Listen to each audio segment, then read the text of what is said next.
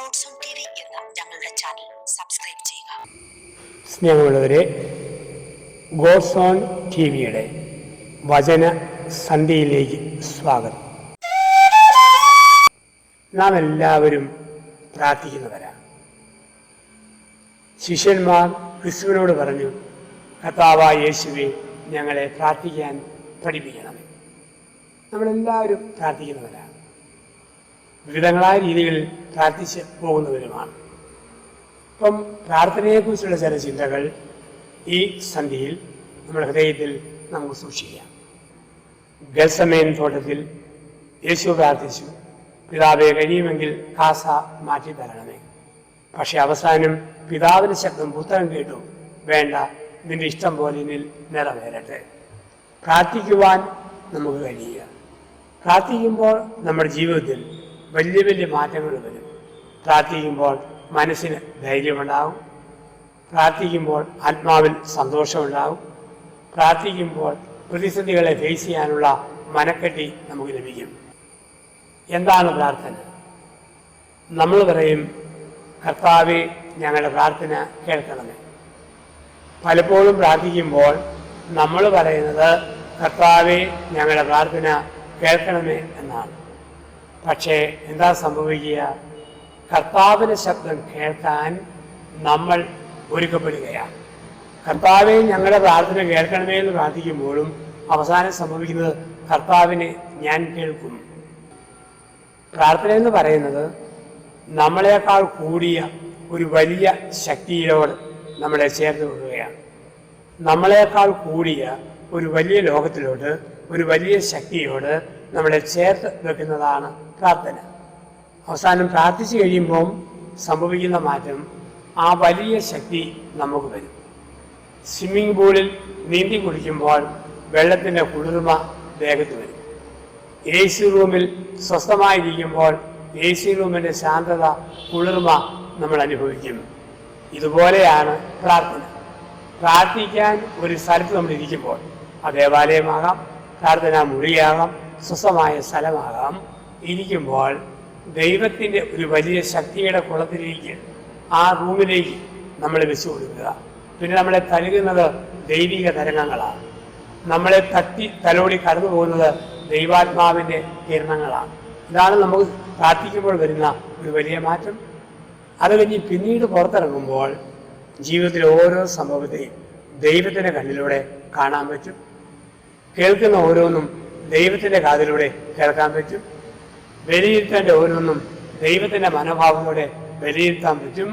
ഇതിന് വലിയ ഭാഗ്യം വരുന്നു. അവിടെ നമ്മൾ അവസാനം ദൈവീക മനുഷ്യരായി മാറുകയാണ്. ലൂക്കായുടെ സുവിശേഷം 11-ാം അധ്യായത്തിൽ പറയുന്നു, ചോദിക്കുവിൻ, നിങ്ങൾക്ക് ലഭിക്കും; അന്വേഷിക്കുവിൻ, നിങ്ങൾ കണ്ടെത്തും; മുട്ടുവിൻ, നിങ്ങൾക്കായി തുറന്നു കിട്ടും. ചോദിക്കുന്ന എല്ലാവർക്കും ദൈവം കൊടുക്കുന്നുണ്ട്, ദൈവം ഒരുക്കുന്നുമുണ്ട്. ചോദിക്കുവിൻ ലഭിക്കും, അന്വേഷിക്കുന്നു കണ്ടെത്തും, മുട്ടുവിൻ തുറക്കപ്പെടും എന്നാണ് കർത്താവ് അരുളി ചെയ്യുക. ചിലപ്പോഴൊക്കെ നമുക്ക് തോന്നും, പ്രാർത്ഥിച്ചതുപോലെ കിട്ടുന്നില്ല. ചിലപ്പോൾ തോന്നും, പ്രാർത്ഥിച്ചതുപോലെ തന്നെ കിട്ടി. ഞാൻ ചോദിച്ച കാര്യം ചോദിച്ചതുപോലെ ഉടനെ കിട്ടിയാൽ പറയും, ദൈവൻ്റെ പ്രാർത്ഥന കേട്ടു. ചോദിച്ച കാര്യം ചോദിച്ചതുപോലെ ഉടനെ കിട്ടിയില്ല, പറയും, ദൈവൻ്റെ പ്രാർത്ഥന കേട്ടിട്ടില്ല.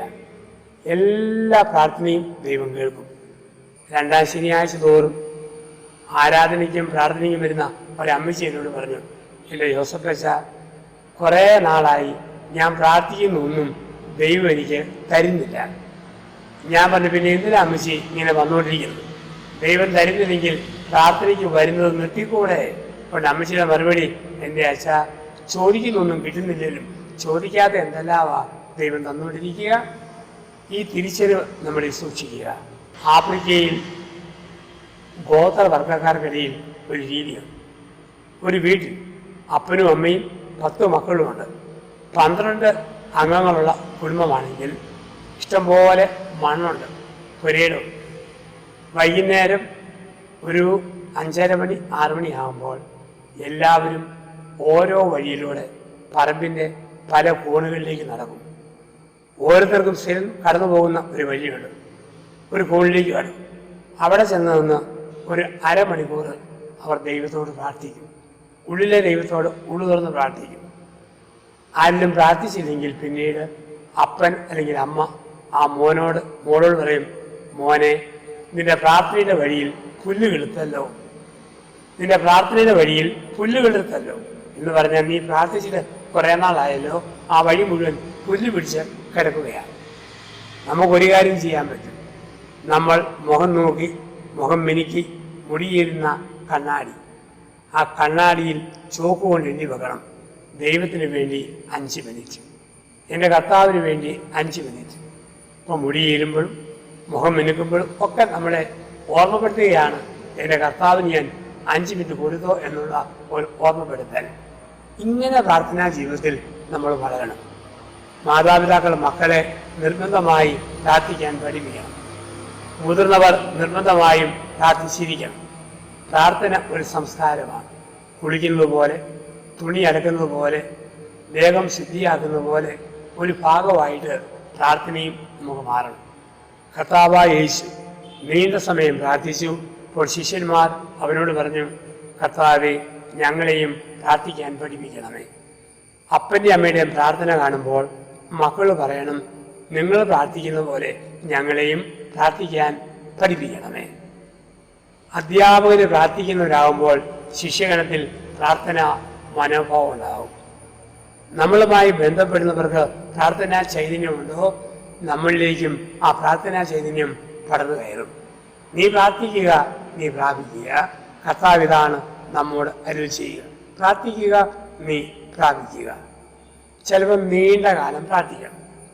ചിലപ്പം പ്രാർത്ഥിച്ചാൽ ഉടനെ ഉത്തരം, ചിലപ്പോൾ കുറേ കഴിഞ്ഞ് ഉത്തരം. ഞാൻ പ്രാർത്ഥിക്കുമ്പോൾ പ്രാർത്ഥിച്ച കാര്യമല്ലേലും വേറെ ഒരുപാട് കാര്യം ദൈവം നമുക്ക് തന്നുകൊണ്ടിരിക്കും. പ്രാർത്ഥനാ തരംഗം നമ്മളിൽ നിന്നും പടരണം. ഒരു കുളത്തിലേക്ക് ഒരു കൊച്ച് കല്ലെടുത്തെറിയുമ്പോൾ അത് വീണെടുത്ത് ചുറ്റും ഓളങ്ങളുണ്ട്. ഇതുപോലെ പ്രാർത്ഥിക്കുന്ന ഒരു വ്യക്തിയുണ്ടോ, ആ വ്യക്തിക്ക് ചുറ്റും പ്രാർത്ഥനയുടെ ഓളങ്ങൾ പടരും. പച്ചമത്തി 10 ദിവസം അടുപ്പിച്ച് കൂട്ടിയാൽ 11ാം ദിവസം വേർക്കുമ്പോൾ ഉളുമ്പ് മണക്കും. ഇതുപോലെ പ്രാർത്ഥിക്കുന്ന വ്യക്തിയെ പ്രാർത്ഥന മണക്കണം. കണ്ണിൽ ഒരു തിളക്കം, മുഖത്ത് ഒരു പ്രതീക്ഷ, ജീവിതത്തിൽ ഒരു സ്നേഹം. അങ്ങനെ തിളങ്ങുവാൻ, പ്രകാശിക്കാൻ, പ്രശോഭിക്കുവാൻ നമുക്ക് കഴിയട്ടെ. ഒരു ശുഭരാത്രി എല്ലാവർക്കും നേരുന്നു. പ്രാർത്ഥനയോടുകൂടി ഉറങ്ങാം. പ്രാർത്ഥനയോടുകൂടി കർത്താവിൻ്റെ കാര്യങ്ങൾ ഉണരാം. നല്ലവനായ ദൈവം നമ്മെ എല്ലാവരെയും അനുഗ്രഹിക്കട്ടെ. ആമേൻ.